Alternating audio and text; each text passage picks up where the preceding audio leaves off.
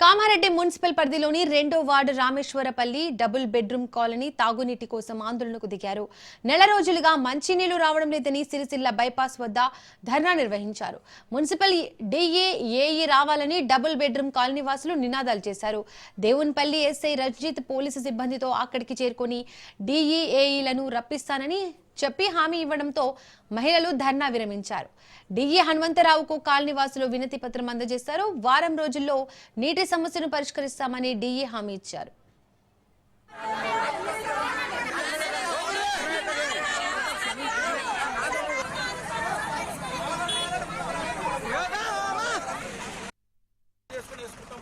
Understanding లేక మీరు చేయలేకపోయారు.